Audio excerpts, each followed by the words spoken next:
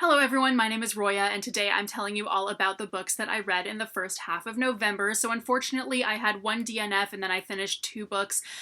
So that's still pretty low reading progress for me, but I mean, I guess it's okay. It's not that I didn't read other books too, because I am almost finished with some other books as well, but unfortunately, yeah, it is kind of weird too, because the two books that I finished are ones that it only took me a couple of days to read, and I really, really enjoyed them, so that's good. But the DNF that I had this month is unfortunately Black Leopard Red Wolf by Marlon James. So I was actually reading this with Vanessa as a buddy read, and it's actually kind of funny because we DNF'd it at about the same time. So initially she got to about page 150 or so, and she messaged me saying she wanted to DNF it, and I said, okay, that's fine with me. I'm gonna keep reading it though. So I kept reading it, and I got 200 pages into the book, and it got to the point where if you've ever read a book like Naked Lunch or The Painted Bird, I mean, those are both pretty well-known books, but I don't think a whole lot of people on BookTube have really read those. I don't know. But if you've ever read a book like that, where it's kind of just a whole bunch of horrible stuff happening and no actual plot anymore. That's basically what this started to be. So I would be like opening up the book and I would have no idea what was going on at any given time anymore. It would just be like the plot was just completely gone from the whole book, and it was just a whole bunch of like really horrible imagery, and that's it. And so it continued like that for long enough that I didn't want to read it anymore. And basically what made me DNF this book is I went to watch a bad lip reading video where like a video took like footage from the presidential debate and like dubbed over it with what it looks like they're saying, and it's really, really funny, and it's all really incoherent sentences that make no sense. So after watching that video, I picked up this book again, and I felt like I was reading a bad lip reading video. That's how incoherent this whole book was. I felt like every sentence was just a bunch of words that had nothing to do with the equally incoherent sentence that came before, and it just made no sense anymore to continue reading this book if I wasn't enjoying it.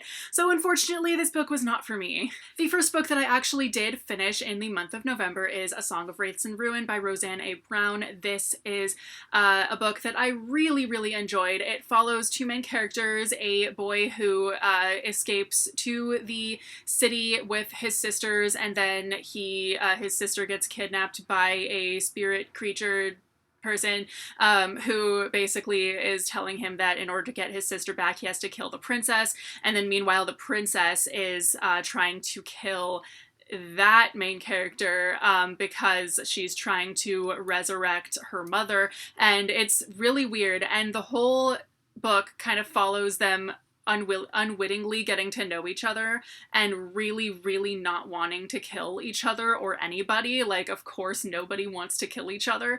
And so they're like torn this whole time. Like, I can't kill somebody. Like, the stakes are really high, but I just can't do it. And the more they get to know each other, the less they want to kill each other. And it's crazy. And I really, really enjoyed this book. I thought that the entire world and the characters just had so much depth, and it was just really good. And there was just a lot of stuff in it that is really well thought out. There is some stuff that I felt like we didn't get enough of an explanation for, but overall it was overshadowed by like how much depth the story had overall. And I seriously like read a good like this is like over a 400-page book, and I read most of it in one day. I absolutely loved it. So yeah, definitely give this one a shot. It's 110% worth the hype.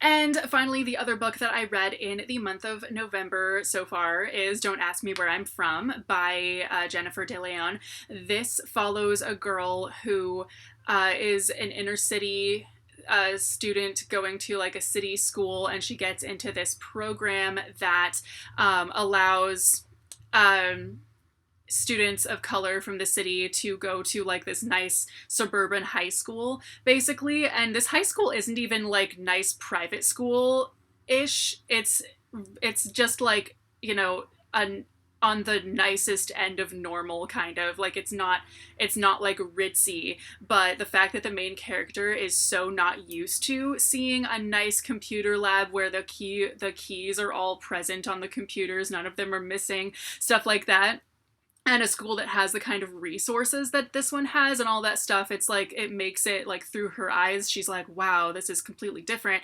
And yeah, it's really, really weird. And so then she's like so not used to her hearing her peers talk about applying early decision to Yale and whatever, like especially since like she's hanging out with like the other kids who are in the same program, and she's totally not used to like seeing other Latinx kids and other kids of color talk that way, and it's really weird. So it's basically like her kind of navigating this, where of course she's like 15 or something, like she's not thinking about the opportunities that she gets by going to this other school. She's thinking about like, why am I doing this when I don't know anybody here? Like, I kind of liked it at my old school, but like, I guess I'll do this because my mom really wants me to. And then there's this whole overlying kind of plot where at the beginning of the book, her dad has been gone for a while, and she's not sure if he just like left on some kind of job that he got that required him to go somewhere else, or what is going on, because he's gone for like an atypical amount of time. And it's pretty clear that her mom is hiding something, and basically it turns out pretty early in the book that she finds out that her dad was actually deported, and she didn't even know that her parents were undocumented or anything.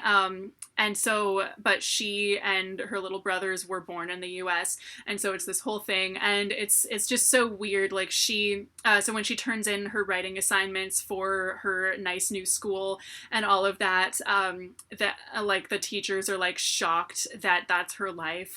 Oh, and also it deals with a lot of like students who are white supremacists and crap, which is a very real subject and very timely, I feel like. And it also shows how even just not calling out racism is still making you part of the problem.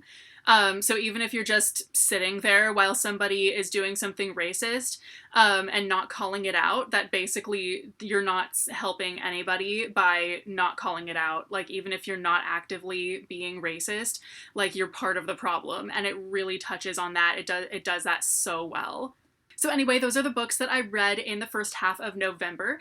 Definitely I'm hoping to have read more books by the end of November and have a better November wrap up part 2 with more books. But anyway, thank you guys so much for watching. Let me know if you've read any of these books, what your thoughts are, and I will see you very soon with a new video. Bye!